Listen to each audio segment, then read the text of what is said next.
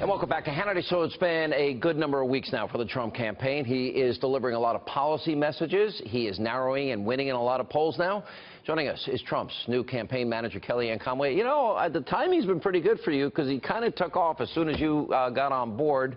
We've been friends a lot of years. I'm not surprised. He's on message. Let's see what we got here. We've got a poll that came out today. He's winning in 2 polls in Ohio. One he's up by 4, another he's up by 5. He's winning by 3 points in Florida. He has the LA Times, nearly a 5-point lead there as well. Bloomberg has him up 5 in Ohio, which I thought was pretty good numbers from him. He's winning in Colorado by 2 points, and he's winning 2 points in Nevada. He's winning in Iowa.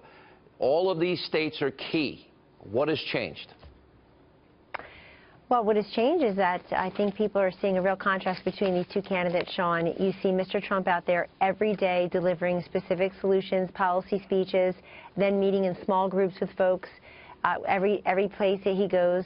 He'll be in about 7 swing states this week, doing 5 rallies, a number of different roundtables, in addition to the policy speeches like the one on child care last night with his daughter Ivanka outside of Philadelphia. Really remarkable content for a Republican nominee.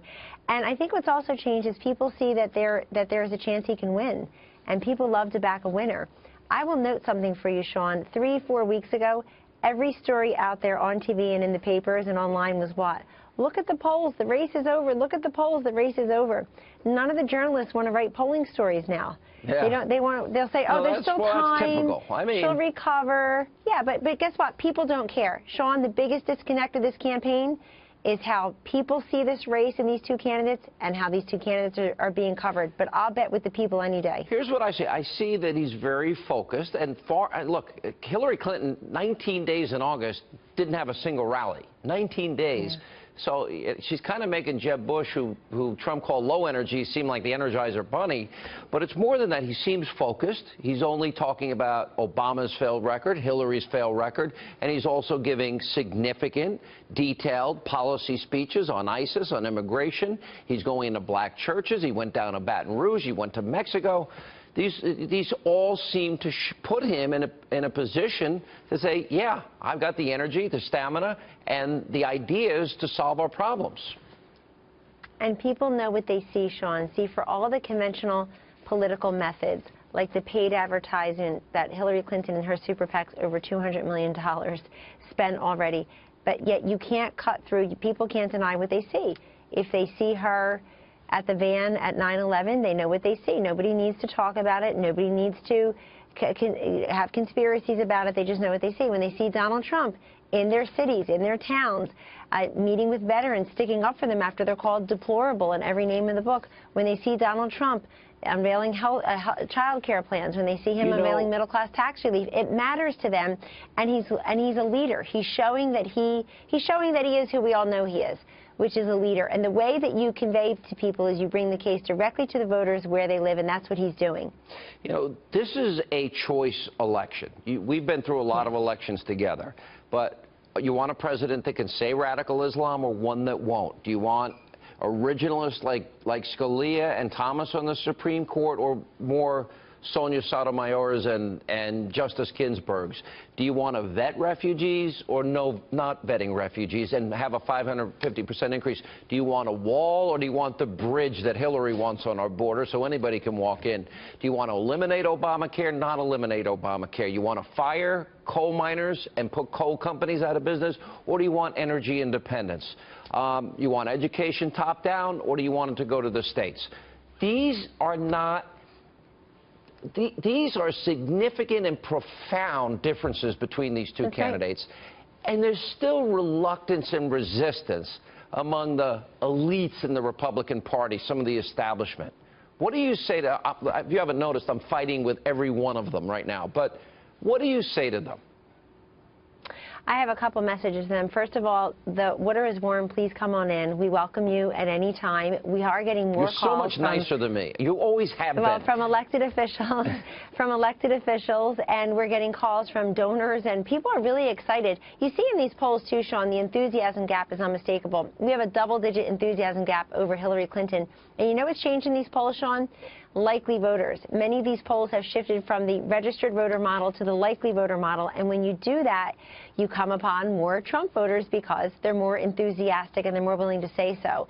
So what I would say to the never Trumpers or the never happy, I would say to them, picture life under, I would say picture, by the way, well, that's what as would make mean them as you happy? get. I'm a lot meaner. I say you own her if she wins, because you're sabotaging somebody who would put an originalist on the Supreme Court, who would get rid of Obamacare. So they make me a little more angry than you, but you've always been nicer.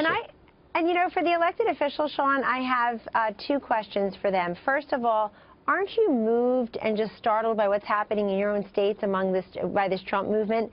Have you ever had these kinds of rallies when you run for office? Really? Have you had these crowds? Have you had the percentage of the vote that he gets in such a crowded field in your? So you know they're also disrespecting their own voters at this point. And the second thing I would ask them is, can you really close your eyes and feel comfortable in a world where Hillary Clinton has appointed Supreme Court justices That's such a good point. Taxed and regulated us? Impact us for generations. All right, I'm running out of time. Real quick.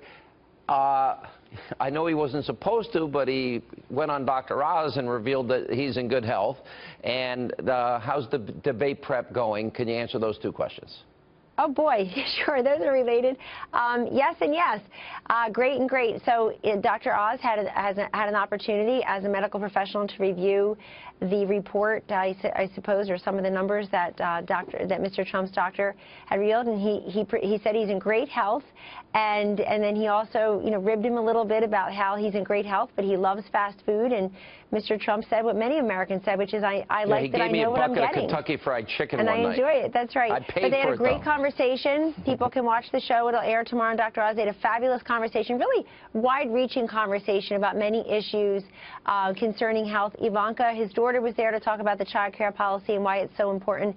And so I think people will enjoy that. And look, there's no question that those of us who are non-medical professionals, Sean, can talk about stamina and energy and the punishing schedule and rigors of a campaign, and frankly, the rigors of being president. And if you look at the Morning Consult poll that was released today, 50% of Americans told those pollsters they think Hillary Clinton has lied about her health to the public, and 44%. You can't believe and 44%, Sean, that's right. 44% in that poll, though, said that they think her health may affect her ability to be president. Read the poll, Morning Consult. I saw it. Last question. I think Hillary can't run on Obama's economic record, which she says she'll continue. She can't run on foreign policy, which is a disaster. So I think her debate prep is this: how can I aggravate, agitate, irritate, upset, piss off Donald Trump in the debate and make him bubble and fizz like Alka-Seltzer in water? My question to you, will he have built up an impenetrable shield, know that's her strategy, and not let her get that rise out of him? Absolutely. And look at the Commander-in-Chief forum from 1 week ago on NBC, Sean, where she could not take those questions from Matt Lauer, very fair questions about her email server, about her vote in Iraq. That veteran who stood up and said, if I did what you did, I'd be in jail. Why aren't you in jail? He was unflappable. Donald Trump was unflappable, and Hillary was all flustered. That's a good point. I think he's in her head. You're right. You know, but I think he's in her head, and she certainly is not in his head, I assure you. All right, I got to roll. And in debate prep, you know, he is who he is. He knows all these issues. He's enjoying the conversations we're having. We don't need anybody to play the role of Hillary Clinton. We're all very versed in Hillary Clinton. All right, Kellyanne, great job. Good to see you. Polls are encouraging.